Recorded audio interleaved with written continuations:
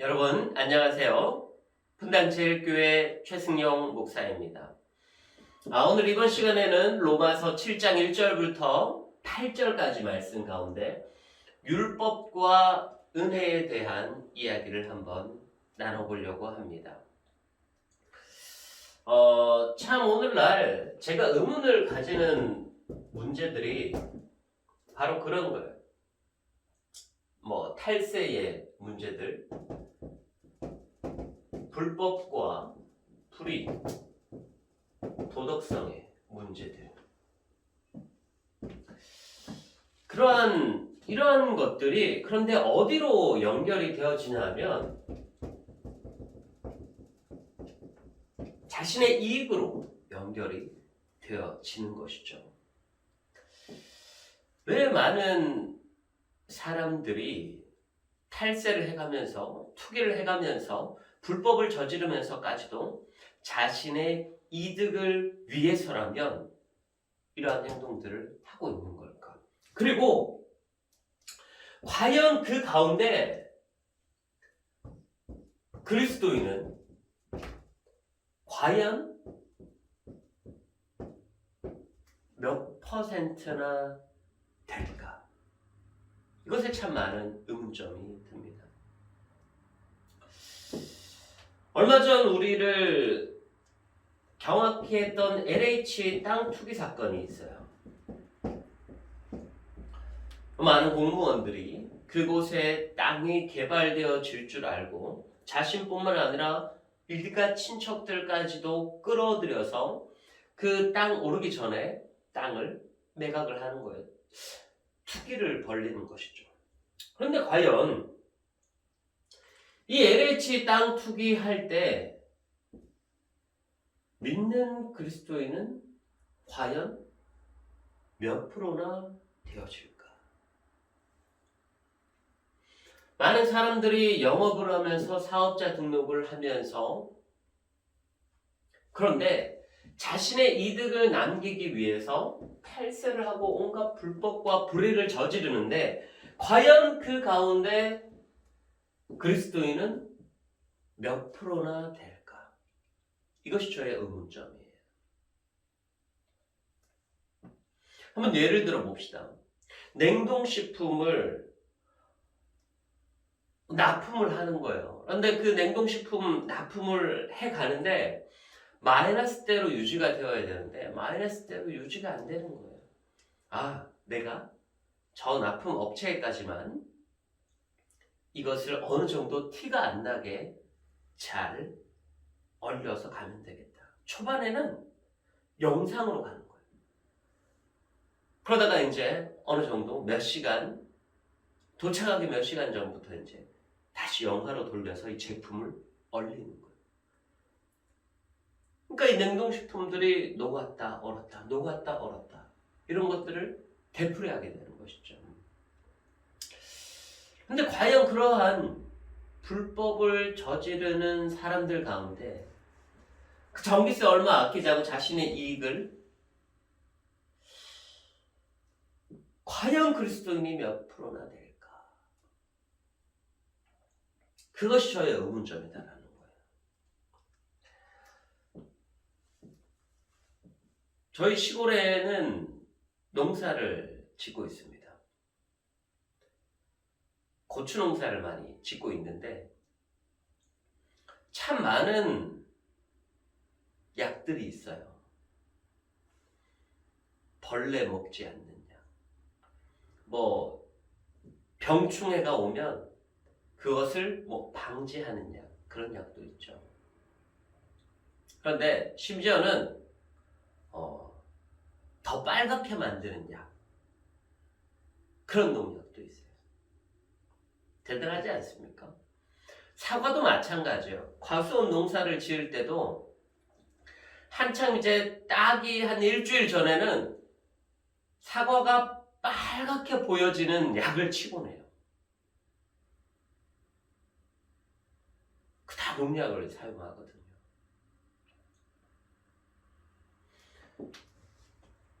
근데 저희 시골에 그리스도인이 몇 프로일까? 저희 시골에는 그리스도인이 약 한 90%나 됩니다. 근데 그런 농약을 사용하지 않는 사람들은 약 한 10% 정도밖에 안 됩니다. 모든 사람들이 그렇게 똑같이 하니까 아무런 죄책감 없이, 아무런 망설임 없이 나의 이익을 위해서 80%는 똑같이 행동을 한다라는 거예요.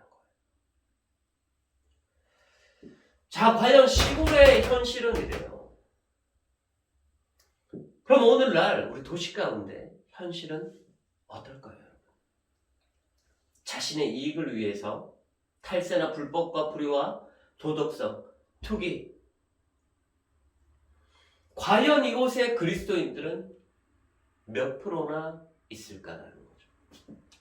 자, 오늘 제가 왜 이런 이야기를 하느냐 하면 바로 이 율법은 또 다른 말로 해서는 도덕성입니다. 도덕성이요. 왜냐하면 그때 모세가 이스라엘 백성들 가운데 십계명과 율법을 가지고 온 것은 어떻게 말하면 그 시대의 도덕성을 이야기하고 있는 것입니다.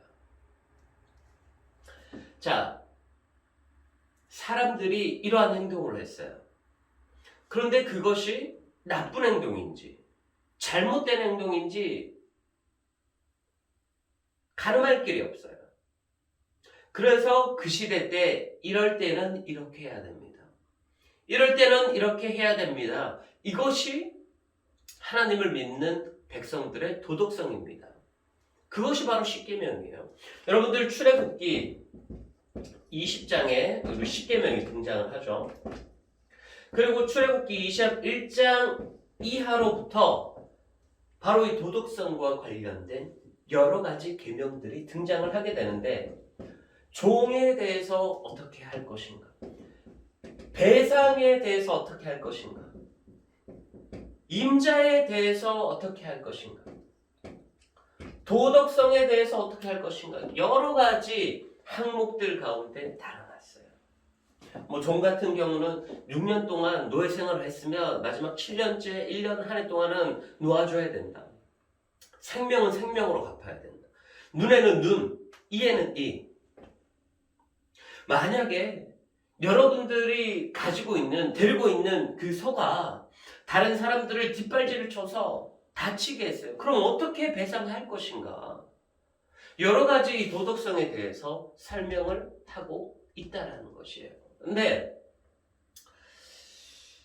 오늘날 이 많은 그리스도인들 가운데 잘못된 인식을 가지고 있는 것이 무엇이냐면은 율법은 더 이상 필요가 없어. 우리 믿는 그리스도인들 가운데는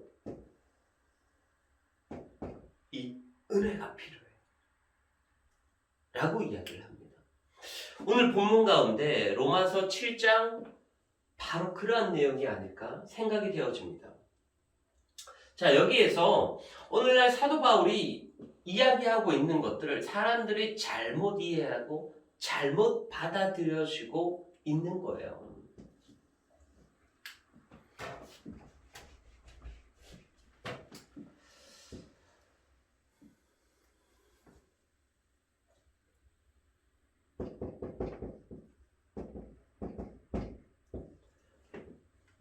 이 율법을 오늘날 사도 바울이 남편에 대해서 비유를 합니다.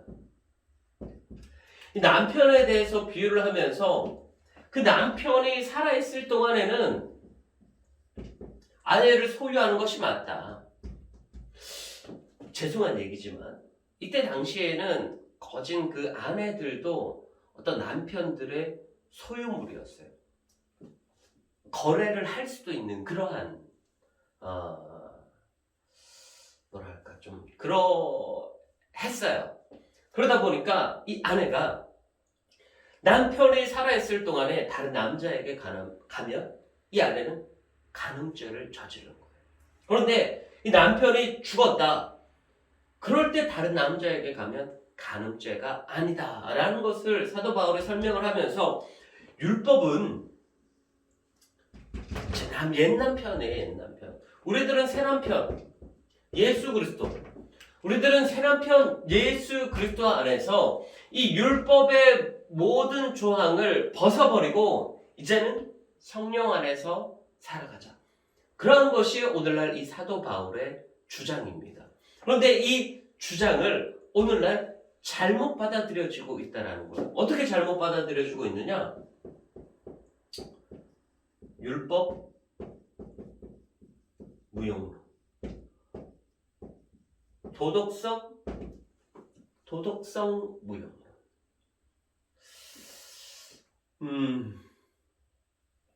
율법은 이제 더 이상 필요가 없습니다.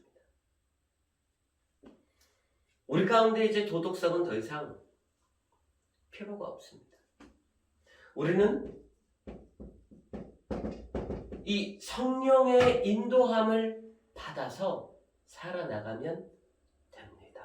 라고 하는 것이 바로 율법 무용론, 도덕성 무용론이에요. 참 어떻게 보면 맞는 말인 것 같아요.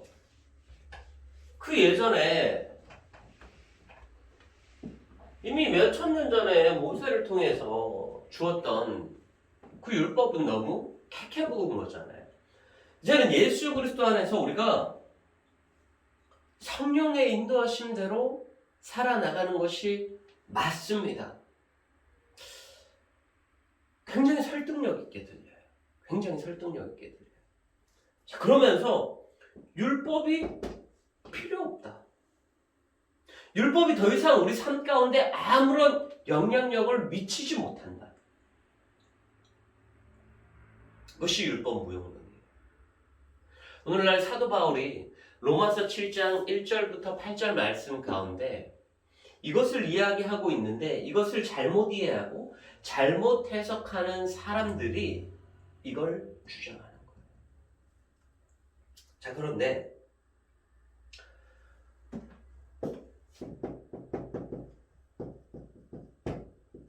성령의 이끄심대로 살아나간다. 성령의 이끄심대로 살아나간다. 물론 이것이 정답일 수 있어요. 그런데 과연 이 성령의 이끄심대로 성령님이 말씀하시는 대로 우리가 과연 몇 프로나 순종할 수 있는가? 이것이 관건이죠. 우리는 성령의 인도하신 대로 살아나가는 것이 맞습니다. 그런데 그 성령의 인도하신 대로 우리는 몇 프로나 순종하며 살아갈 수 있는가예요. 이것은 오늘날 이 모든 율법 무용론을 주장하는 사람들은 무엇이냐면 다른 사람들이 다 탈세를 저지르는데 나도 저지르면 안 돼? 이것과 똑같은 거예요. 모든 사람들이 다 그렇게 하는데 모든 사람들이 다 그렇게 불꽃밥과 불의를 저지르면서 땅을 투기하면서 이익을 챙기는데 나는 왜 안 돼? 나만 안 하면 나만 바보잖아. 이것과 똑같은 거예요. 해석은 되게 그럴듯해요. 성경의 인도하신 대로 살아가야지. 이것이 맞지. 율법을 버리는 것이 맞지. 해석은 그럴듯하지만 우리의 삶이 이것을 따라가지 못해. 우리의 삶이 성령님을 따라가지 못해요. 우리의 삶이 성령님을 따라가지 못하고 아직까지도 죄성에 있는데 그것은 너무 이론만 번지르르 한 사상인 거예요. 그러면서 이러한 율법 무용론, 도덕성 무용론을 예를 들어가면서 율법은 필요 없어. 도덕성은 필요 없어. 우리는 은혜만 있으면 돼. 우리는 성령님만 있으면 돼. 오늘날 그렇게 살아가는 그리스도인들이 많다라는 거예요. 그렇기 때문에 어떤 문제점들이 생겨나게 되냐면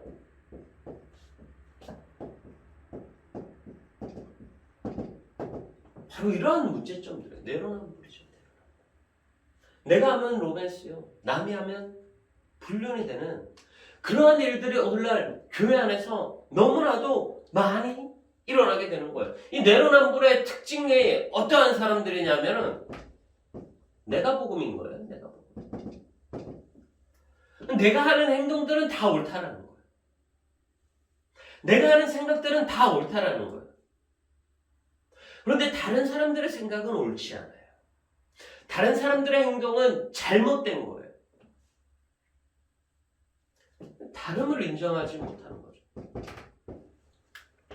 다름을 인정하지 못하는 거죠. 이러한 것들이 오늘 로마서 7장 1절 8절 말씀을 잘못 이해하고 있기 때문에 나타나는 오늘날의 현상들인 거예요. 사도 바울이 이야기하고 싶은 것은 무엇이냐면은 율법의 내용들이 있는 거예요. 그리고 율법의 형식들이 있는 거예요. 뭐 번제, 화제, 속죄제, 속건제, 화목제, 뭐 양의 피를 잡아서 제단 양옆으로 다 뿌리고 다 불태워드리고 너의 모든 죄악들을 이렇게 동물의 피를 통해서 번제를 드려야 된다. 여러 가지 내용들이 있어요. 그런데 이런 것들을 통해서 자꾸 어떤 형식이 만들어지고 율법주의가 만들어지게 되는 것이죠. 자, 한 가지 예를 들어보겠습니다. 예수님께서 안식일에 병자를 고치시는 내용이 성경 가운데 등장을 하게 됩니다. 그랬을 때 많은 바리새인들이 이 부분에 대해서 잘못되었다라고 이야기를 합니다. 잘못되었다. 왜 잘못되었느냐? 안식일은 쉬는 날인데 안식일은 하나님께 예배드리는 날인데 너 지금 병자를 고쳤어? 너 그거 일하는 거야 라고 정죄하게 됩니다. 그럴 때 예수님께서 말씀하시는 부분이 무엇이냐면은 생명이 더 중요하다는 거예요. 생명이 더 중요하다. 율법의 내용들이 있어요. 그런데 그 율법의 내용들을 따르다 보니까 형식이 생기고 형식주의가 생기고 율법주의가 생겨지는 거예요. 어떤 것들이 생겨지게 하냐면 안식일을 지켜라 이야기를 하잖아요. 그러면 이 안식일을 왜 하나님께서 지키려고 했는가? 생명을 사랑하시기 때문이에요. 왜냐하면 이스라엘 백성들이 이 안식일에도 자기가 데리고 있는 노예들을 있잖아요. 자기 자신은 쉬는 거예요. 자기 자신은 하나님께 예배드리는 거예요. 그런데 자기 자신들이 데리고 있는 노예는 일터로 보내는 거예요. 자기 자신들이 데리고 있는 가축들은 일터로 보내는 거예요. 그러니까 이 노예들이, 종들이 쉼이 없는 거예요. 생명이 없는 거예요. 죽어나가는 거예요. 일주일에 하루도 쉬지 못하고 계속해서 일을 해나가니까 동물들도 죽어나가고 종들도 노예들도 다 죽어나가는 거예요. 그래서 하나님이 안식일을 제정을 하시고 생명을 살리기 위해서 어떤 생명? 너희 이스라엘 백성뿐만 아니라 너희 이스라엘 백성들이 데리고 있는 그 종이며 노예며 소며 가축까지도 하나님께서는 사랑한다. 일주일에 하루 쉬어라. 이것이 원래 안식일의 제정의 기원인 거예요. 그런데 이 안식일을 지키기 위해서 율법주의가 또 생겨나게 되는 거예요. 어떤 형식들이 또 막 생겨나게 되는데 어떤 것들이 생겨나게 되냐면 안식일에 쉬어야 되는데 일을 하지 말아야 되는데 그럼 과연 내가 어디까지 일해야 될까? 얼마까지 걷는 것은 허용될까? 내가 어떤 행동들까지 하는 것은 용납될 수 있을까? 이런 것들이 율법주의 형식적으로 따라오게 되는 거예요. 그러다 보니까 안식일에는 심리 이상을 절대로 걸으면 안 된다. 심지어 그것이 오늘날까지 내려오다 보니까 현대인들의 건물에는 엘리베이터까지도 누르면 안 된다. 그래서 유대인들이 타는 엘리베이터는 안식일이 되면 자동으로 닫습니다. 1층, 2층에 섰다가 3층에 섰다가 4층에 섰다가 5층에 섰다가 이 사람들 절대로 누르지 않아요. 이거 누른 순간 일인 거예요. 이것이 형식인 것이죠. 그 안식일의 제정에 생명을 사랑하라고 하신 그 하나님의 말씀은 잊어버린 채 얼마까지 어떻게 어느 정도의 행동을 하면 안 되는 것일까? 이런 것들에 고민을 하고 있으니까요. 이것이 내로남불인 거예요. 이것이 다 내가 하면 용서가 되고 다른 사람들이 하면 용서가 되지 않는 거예요. 이것이 오늘 율법 무형론인 거죠. 성령의 이끄심대로 우리가 살아가면 돼 라고 하지만 우리는 이 성령의 이끄심의 그 삶만큼 그 성령의 이끄시는 만큼 순종을 하지 못하는 우리들의 문제점이 오늘 있는 거예요. 그렇기 때문에 우리는 율법주의, 율법의 어떤 형식들,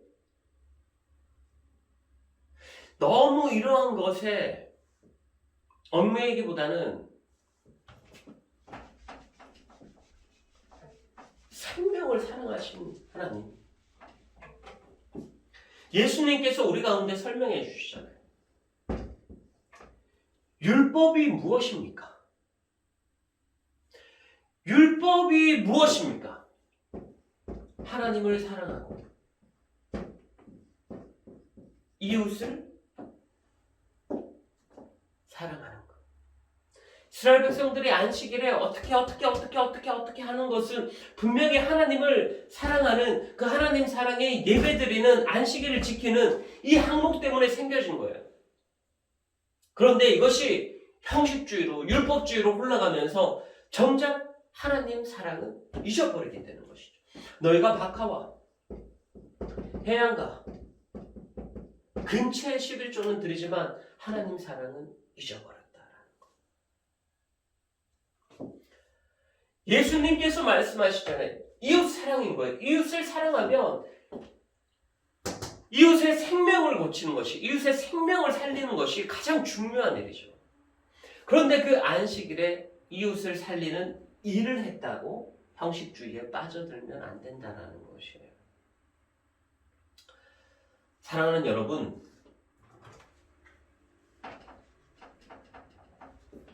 오늘날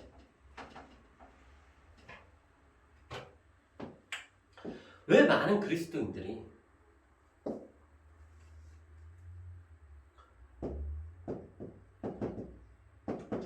이렇게 도덕성이 타락하게 되는 것일까? 그것은 바로 율법은 폐하여지고 은혜로 살아가는 이러한 신앙의 개념이 우리 가운데 너무나도 강하다는 거예요. 구약시대 때 말씀했던 그 율법? 그 도덕성? 눈에는 눈, 이에는 이? 그거 다 옛날 소리잖아. 우리가 예수 그리스도 안에서 성령의 이끄심대로 살아가야지. 물론 이론은 너무나 좋아요. 그런데 우리의 육신은 그 이론을 따라갈 수 없어요.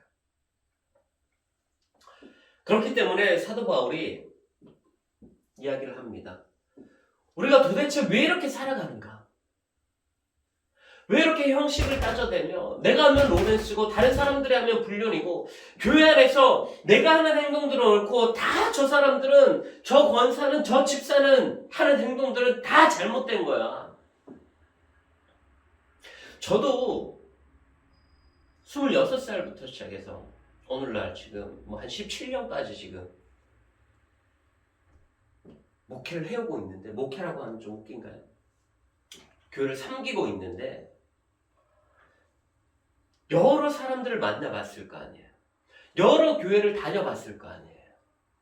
그런데 항상 그 사람들 생각하는 거 딱 똑같은 거 하나 있어요. 내가 옳다라는 거예요. 내가 옳다. 모든 교회들이 다 그랬어요. 모든 교회 성도님들이 다 그랬어요. 내가 옳아. 제가 틀렸어라는 거죠. 좀 다르네? 라고 이야기하는 사람들은 별로 없었어요. 자기가 믿는 신앙이 있는 건 되게 좋아요. 자기 자신만의 신앙의 색깔이 있는 건 참 좋아요. 그런데 빨강만 색깔입니까? 노랑도 색깔이죠. 파랑도 색깔이죠. 녹색도 색깔이죠. 왜 이렇게 다른 색깔들을 인정하지 못해? 그것이 바로 내로남불인 거잖아요. 그렇기 때문에 다른 사람들을 정죄하는 거잖아요. 왜 이렇게 많은 그리스도인들이 오늘날 도덕성이 타락했을까? 도덕성이 떨어질까? 그것은 율법은 온전합니다. 율법은 온전해요. 율법은 완전해요. 틀린 것이 아니에요. 그런데 이 율법 가운데 죄가 기회를 타서 이 율법을 더럽히는 거예요. 율법의 정신을 더럽히는 것이죠. 이 율법 가운데 사람의 생각이 들어가게끔 하는 거예요. 율법은 온전하고 완전한데 이 완전한 율법을 예수님께서 분명히 해석하여 주셨음에도 불구하고 자꾸 사람 생각이 들어가는 거예요. 그 사람 생각이 율법주의고 율법 형식을 따지는 거예요. 이것이 잘못된 거예요. 율법은 온전합니다. 율법은 완전합니다. 율법은 순결합니다. 왜냐하면 그 완전하신 하나님께서 모세를 통하여서 주셨기 때문에 율법은 완전해요. 그런데 그 율법을 오염시키게 만드는 사람이 형식이 들어가게끔 하고 율법주의가 되게끔 하고 그것이 바로 사람이 오염시키는 거예요. 죄가 오염시키는 거예요. 죄가 율법을 오염시키는 거예요. 그래서 우리 가운데 율법은 필요 없어. 은혜로 살아가야지. 성령의 이끄심대로 살아가야지. 그래서 오늘날 우리 모든 믿는 그리스도인들의 도덕성이 타락한 이유가 바로 이겁니다. 다른 사람들이 다 하는데 나는 하면 어때? 똑같이 생각하잖아요. 다른 사람들이 다 탈세하는데 나는 왜 탈세하면 안 돼? 다른 사람들이 다 불법을 저지르는데 나는 왜 불법을 저지르면 안 돼? 다른 사람들이 다 빨간 약 치는데 나는 왜 빨간 약 치면 안 돼? 그 완전한 하나님과 그 완전한 율법을 사람의 생각으로 형식을 넣으니까 율법이 오염되는 거예요. 율법이 타락이 되는 거예요. 하나님의 완전하신 말씀 성경입니다. 그런데 그 성경을 사람의 생각이 있고 사람의 생각을 넣어서 자기 자신과는 다른 사람들을 정죄해야 되기 때문에 한쪽으로만 해석하는 거예요. 한쪽으로만 해석하니까 형식이 생겨나게 되고 율법주의가 생겨나게 되고 또 성경을 해석하는 A로 해석하는 사람, B로 해석하는 사람 둘이 서로 싸우게 된다는 것이죠. 성경은 완전합니다. 율법도 완전합니다. 우리의 죄성 때문에 나의 죄성 때문에 성경이 훼손되고 율법이 훼손됩니다. 그것은 죄가 기회를 타서 우리들 가운데 들어오는 거예요. 사랑하는 여러분, 이렇게 죄가 기회를 타서 우리들 가운데 들어오지 못하게, 내가 복음이다라는 생각을 하지 못하게, 내로남불의 생각을 하지 못하게, 교회 안에서 내가 하면 옳고 다른 사람들이 하면 다 틀렸다, 그러한 생각들이 들어오지 못하게, 그러한 죄가 들어오지 못하게, 내 안에 그러한 율법주의가 들어오지 못하게, 내 안에 그런 형식주의가 들어오지 못하게 우리는 날마다 예수 그리스도 안에 들어가며 다름을 인정하며 모든 사람들을 이해하고 포용할 줄 아는 그러한 신앙의 삶을 살아갈 수 있기를 여러분들께 간절히 바랍니다. 여러분들의 색깔은 중요합니다. 여러분들은 어떠한 믿음의 색깔을 가지고 있습니까? 빨강입니까? 주황색입니까? 그런데 그 빨강이 주황을 인정할 줄 알아야 돼요. 주황이 빨강을 인정할 줄 알아야 돼요. 주황이 보라색을 인정할 줄 알아야 돼요. 보라색이 주황을 인정할 줄 알아야 돼요. 그래야 일곱 빛깔 무지개 아름다운 빨주노초 파남보 섞여 있지만 그것은 무지개로 아름다운 것입니다. 이 다른 색깔들이 모였지만 하나로 보았을 때는 너무나도 아름다운 무지개로 보이듯이 오늘날 우리 분당제일교회가 그러한 여러 색깔들이 있지만 그 색깔들이 어우러져 아름다운 무지갯빛을 나타내는 그러한 아름다운 교회, 행복한 교회, 사랑이 넘치는 무지개 같은 아름다운 교회가 되길 소망합니다. 저와 여러분들에게 그러한 은혜가 있어질 수 있기를 주의 이름으로 간절히 축복합니다. 그럼 이러한 삶을 살아나가실 줄로 믿고 우리 또 다음 주에 또 뵙도록 하겠습니다. 감사합니다.